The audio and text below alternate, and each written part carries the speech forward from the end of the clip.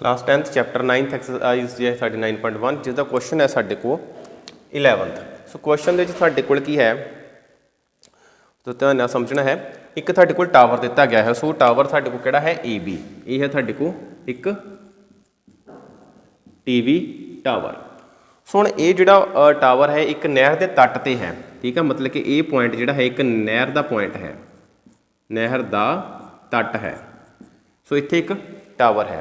सो इत्थे नाल ही असीं लिख लेना है कि ए बी एक टावर है। सो इस टावर तो इस नहर के तट तो नहर के दूजे तट ते, सो ध्यान नाल समझना है, नहर के दूजे तट ते मतलब कि एक सी पॉइंट ते, ठीक है। इत्थे लिखूँ नहर का पहला तट जो है साडा बी, सो नहर का दूजा तट जो है साडा सी। सो नहर के दूजे तट ते जिहड़ा कोण बनता है एक 60 डिग्री का कोण जिहड़ा वो बन रहा है। सो इस पॉइंट तो नहर के इस तट तो दूजे पासे तो 20 मीटर होर दूर 20 मीटर होर अगे जो चलिया जाता है तो जिहड़ा कोण है वो कितना बनता है 30 डिग्री। सो इत्थे लिखो सी तो 20 मीटर ते एक बिंदु डी है जो टावर दे शिखर का उचान कोण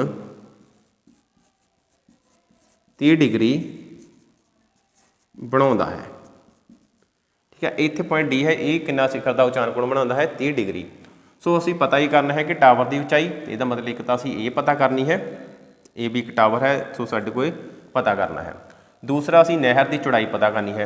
हुण नहर की चौड़ाई की हुई, देखो एक तट नहर का ये हो गया, दूसरा ये हो गया, तो इसका मतलब कि ये की हो गया साडे को नहर की चौड़ाई। सो ब्रैथ ऑफ कनाल हो गई साडे को। सो इत्थे लिखो नहर की चौड़ाई। सो नहर की चौड़ाई जिहड़ी साडे को किहदे बराबर आंदी है बी सी दे। सो ये दो चीज़ां जिहड़ियां असीं वो पता करनियां हैं, ठीक है, टावर की उचाई और नहर की उचाई। सो वेखदे हां। सो फिर एक बार फिगर नूं ध्यान नाल देखो तो तुहानूं इस विच दो समकोण त्रिभुज बने नज़र आउणगे। सो जेकर असीं इसनूं लाइन नूं खत्म कर दईए तो साडे कोल एक वड्डी त्रिभुज जिहड़ी बनी हुई नज़र आ रही है, ठीक है। जेकर असीं इसनूं खत्म कर दईए तो इस हिस्से नूं तो साडे कोल एक छोटी त्रिभुज जिहड़ी समकोण त्रिभुज बनी हुई नज़र आ रही है। सो बी पॉइंट ते साडा किहड़ा बनदा है राइट एंगल, क्योंकि कोई भी चीज़ जो जमीन ते सीधी खड़ी की जाती है तो वह जमीन के नाल 90 डिग्री का कोण बनाती है। सो टावर सीधा है जमीन ते तो साडे कोल 90 डिग्री का कोण जिहड़ा एक बना रहा है। सो इत्थे असीं लिखते हैं सब तो पहला त्रिभुज ए बी सी विच। सो असीं ए बी सी त्रिभुज लई जिस दे विच साडे को जो फिगर बन रही है वो ही बन रही है कि पॉइंट बी है, ये सी है, ये साडा पॉइंट ए है। सो एंगल है 60 डिग्री। ये साइड एच हो गई साडी, ए हो गई पी, ते हो गया बी। सो फाइंड असीं करना है, देखो ए बी सी भी पता करनी है, ए बी भी पता करनी है। सो इसका मतलब किसी भी साइड में तुसीं उपर रख लो या नीचे रख लो, ठीक क्लीयर। सो असीं ए बी नूं ही उपर रखते हैं, मान लो कि असीं ए बी ओवर लिखांगे बी सी। सो ये साडा पी, ए आ गया पी, पी ओवर बी साडा हुंदा है टैन थीटा। सो थीटा किन्ना इहदे विच 60 डिग्री। सो इसका मतलब A B over B C साडे को आ गया टैन 60 डिग्री। So A B over B C tan 60 कितना होंदा है √3। सो टैन 60 की वैल्यू कितनी होंदी है √3 डिग्री। सो ए बी ए साडे को मल्टीप्लाई हो गया इस साइड ते बी सी, तो साडे को आ गया B C √3। So A B बराबर साडे को आ जाती है बी सी √3 दे। ये मतलब इसनूं असीं नंबर दे देंगे इक्वेशन फस्ट का। इस तो बाद असीं अपनी दूसरी त्रिभुज की गल करिए। हुण त्रिभुज ए बी डी विच। सो जी ए बी डी है ये साडे को बनती है इस तरह। इत्थे साडे को 30 डिग्री आता है, आ गया पॉइंट ए बी और D. So A B D दे विच असीं गल करिए तो साडे को इत्थे एक पॉइंट आ है जो पॉइंट है सी पॉइंट। सो ये जो डी सी है साडे को कितनी है 20 मीटर, क्लीयर। तो यदा मतलब कि जो असीं बी डी की गल करिए सारी दी, तो देखो ये सारी बी डी साडे को बराबर आती है BC प्लस CD। सो BD ਤਾਂ ਸਾਨੂੰ ਪਤਾ ਨਹੀਂ ਕਿੰਨੀ ਹੈ ਸਾਰੀ, BD BC ਜਿਹੜੀ ਹੈ ਸਾਡੇ ਕੋਈ ਵੀ ਨਹੀਂ ਦਿੱਤੀ ਗਈ, प्लस CD ਸਾਡੇ ਕੋਲ ਦਿੱਤੀ ਗਈ ਹੈ 20 मीटर। सो ये है साडे को। हुण असीं अपने त्रिभुज आ जाइए, तो जो असीं इत्ते AB नूं पता करना है तो असीं लिखांगे AB ओवर नीचे है साडे को BD। सो ये आ गया साडे को P ओवर B। सो इस तरह सेम साडे कोई राइट एंगल सी ना, ये H होएगा साडा, ये हो जाएगा P साडा सॉरी P अते ये साडा B। सो ये साडे को tan थीटा दे is equal to, so tan ये आ गया साडे को AB over BD। So tan कितना है साडे को, एंगल कितना दिता गया 30 डिग्री, थीटा है साडे को 30 डिग्री, इत्थे आ गया टैन 30 डिग्री। सो जिहड़ी भी त्रिभुज लैनी है कोण असीं उस वाले लेना है। सो AB ओवर आ गया BD। हुण BD देखो किहदे बराबर है, BC प्लस 20। सो इत्थे आ गया साडे को BC plus 20M is equal to 1 over root 3। हुण साडे को हो गई तिरछी गुणा, सो जिसनों असीं बोल दिंदे हां cross multiplication CM। So AB root 3 is equal to BC plus 20M। हुण ध्यान दो जरा कि ये साडे कोई एक इक्वेशन होर बन जाएगी जिसनों असीं नाम दे दांगे अपनी इक्वेशन 2 दा।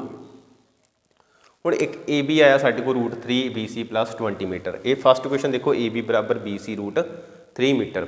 सो इत्थों असीं AB की वैल्यू हुण पुट करांगे अपनी इक्वेशन 2 दे विच। सो 1 अते 2 तो, सो AB किहदे बराबर है BC रूट 3। AB की जगह ते लिखो BC रूट 3, तो ये नाल पहलां भी रूट 3 एक पिया है, ठीक है ना। जो AB की सारी वैल्यू BC रूट 3 इत्थे लिखी तो साडे को रूट 3 2 बारी हो गया, तो नाल आ गया BC प्लस 20M। सो ये गया BC रूट 3 आपस में मल्टीप्लाई होए गुणा हो गए, तो साडे को वर्ग आ गया, ये रह गया BC plus 20 metre. So root के नाल साडे को जिहड़ा वर्ग सी वो रूट नाल कैंसल हो गया, साडे को हो गया 3BC is equal to BC plus 20 metre. So 3BC ये वाला BC इधर माइनस कर देंगे तो साडे को रह जाएगा 20 मीटर। सो जो ये साडे को 20 मीटर रह गया, तो इत्थे देखो 3BC हैं, इत्थे 1BC है, माइनस करते हैं साडे को किन्ने आ गए 3BC चो 1BC माइनस किया, साडे को आ गया 2BC बराबर 20 मीटर। हुण BC पता करना है तो साडे को आ गया BC is equal to 20 over 2M। तो यह आ गया BC बराबर 2 एकम 2 2 10 का 20, सो 10 मीटर। सो इसका मतलब BC तो साडे को फाइंड हो गई 10 मीटर। सो ये आ गई 10 मीटर। सो नहर की चौड़ाई जी BC सी ये साडे को किहदे बराबर आ जाती है 10 मीटर की। हुण रह गया साडे को टावर की उचाई। हुण BC की वैल्यू जी है असीं उसनूं पुट कर देंगे इक्वेशन 1 दे विच। BC बराबर 10 M नूं 1 विच भरो। सो हुण जदों असीं BC बराबर 10 M नूं 1 इक्वेशन च भरिया, इहदे विच साडे कोल की आंदा है AB बराबर 10 रूट 3M। सो इसलिए टावर की उचाई जो साडे कोल बराबर आती है 10 रूट 3M, इसलिए नहर की उचाई जो साडे को सी BC बराबर आती है 10 मीटर। सो इस तरह साडा क्वेश्चन सी जिहड़ा वो सॉल्व हुंदा है। सो क्वेश्चन फिर असीं उही गल करांगे कि स्टेटमेंट नूं पढ़ के कदे भी ये नहीं कन्फ्यूज़ होना कि की होएगा क्वेश्चन की नहीं होएगा।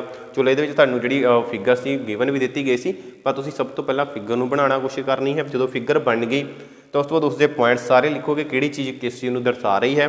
उस तो बाद एक एक समकोण त्रिभुज चक्की जाओ, लैनी है, लैके तो तुसीं उसनूं सॉल्व जिहड़ा वो कर लेना है। सो इसी साडा क्वेश्चन नंबर 11।